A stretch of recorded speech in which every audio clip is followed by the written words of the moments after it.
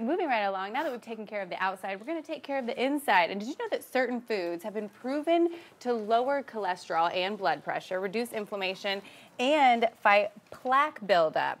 But if this is true, then why do over 500,000 people a year die of heart disease? Well, don't worry, because here today with 4 so-called healthy foods you should stop eating now, and the author of 4 Pillars of Health is the famous herbal pharmacist, David Foreman. Welcome, David. Good to be here. Yes, I'm so happy you're here. By the way, all here. the things you're talking about buying your husband, I mean, if I hadn't just gotten married, I'd be like, hey, let's talk. David. Come on. Well, that's where I'm like, wow, I'm hoping to get one thing. Well, give me your wife's phone number. I'll give her a call. We can go gift shopping together. You together. guys can text each other. I know, right? Sorry, well, anyway. No, I'm thrilled that you're here because happy marriage does help heart health. I know that. Yeah. So. Oh, well, that's very good. Reduces stress, makes you happy. All of those things are good for us. Why do you think we as Americans struggle so much with heart health? Lifestyle. We just haven't changed our lifestyle. We have all this technology, we have all the information before us, and people just haven't changed their lifestyles. And I feel like there's a lot of misinformation, or people only hear the part they want. Like our topic today of 4 heart healthy foods and whether or not they really are. Right. You have to be an informed consumer, or about your health, in order to make the right decisions. So all right. Well, you look great, so I'll take whatever advice, whatever advice you want to give me. All right. Let's get started then with what we've maybe heard and what we should be doing instead. Sure. All right. So up first, oatmeal. Okay.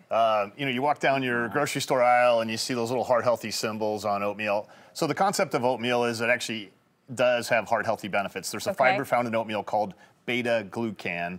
But you want to eat the old-fashioned steel-cut oatmeal that takes, 15 to 20 minutes to cook on the stovetop. And then you don't want to add brown sugar and all those other things we do. Because when we take the steel cut and we start adding all those things to it, we make it less and less heart healthy. Or most people are buying instant these days. The fiber's even reduced. There's a lot higher sugar content. So if you want the heart healthy benefits of oatmeal, you can go to your pharmacy or health food store and buy the supplement version of it. And so this is oat beta-glucan. Okay. And the other issue is with oatmeal, you'd have to eat it every day. Right. And so I don't know about you, but I love eggs, but I'm not going to eat them every day necessarily. Sure.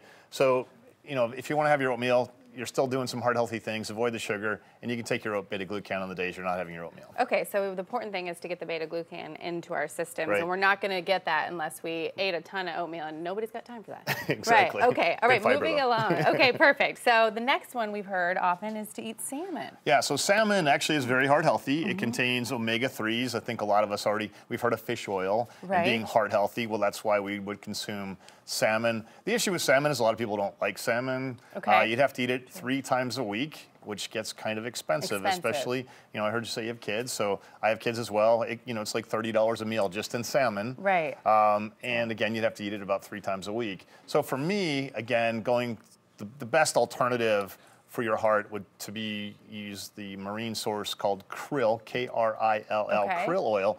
The reason I recommend krill is as opposed to fish oil, you don't burp it up. A lot of people have the issue with burping up fish oil. You're not going to have that happen with krill. The reason krill has extra benefits to it too, as well as that red color you see there is what makes salmon that pinkish orange color. It's a powerful antioxidant called astaxanthin. So krill, better alternative. I mean, I still eat salmon. I had salmon for dinner last night. But if you want the heart healthy benefits, I really recommend supplementing on a daily basis. Okay, great. And because Dave and I were chatting during the commercial break, because I said, are we just supposed to replace food with pills? And he said, no, that's not the point of this at all. We still want to eat stuff. But don't think you can just have 1 piece of salmon a week and I'm heart healthy now. It's really 3 times a week. Or oatmeal, no sugar. Right. So we're not all going to do that. So that's why we have to supplement. We have to supplement. Exactly. Okay, and speaking of supplementing, this is another thing we've often heard, red wine. Yep. Give it to me straight, red David. wine is high in an antioxidant called resveratrol. Resveratrol, similar to oatmeal, helps with lowering cholesterol, helps decrease inflammation in the veins. The problem with red wine is not that it doesn't taste awesome. Sure. It's that you have to drink an awful lot of it to really get enough of that antioxidant resveratrol. You'd have to drink cases of red wine. Which is completely unhealthy. Yes. So in this case, you can, again, go to your health food store or pharmacy. There's a supplement called resveratrol. It's the antioxidant. They've just taken it out of the wine.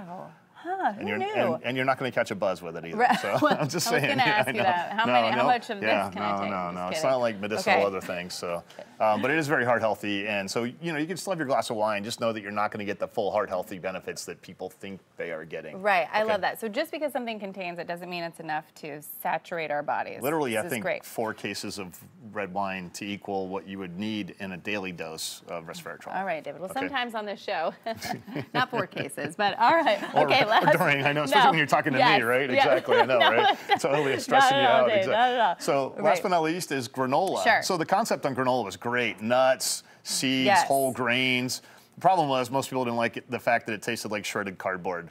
So we started adding honey and sugar and chocolate nibs and yogurt and all those things to make it not heart healthy. So what I'm encouraging people to do, instead of granola, I prefer people just eat raw, keyword there, raw almonds. Okay. If you don't really like the flavor of almonds, you can mix other nuts in there. Just keep in mind that I know we live in the South, but peanuts are really not a nut, and they really don't possess those heart healthy benefits. So raw almonds are the substitute in this case. And just one small handful will do a lot for your heart health as well as your waistline. So since we're going into the holidays, everybody wants to avoid gaining those extra 10 pounds the average American gains from the holidays. Oh, that's almonds will help with that. All right, David, great information. Excellent. I hope everyone was DVRing this. Or if you weren't, because you're going to want to rewatch it again, for more great tips and advice, visit David's website at herbalpharmacist.com. Thank you so much for being here.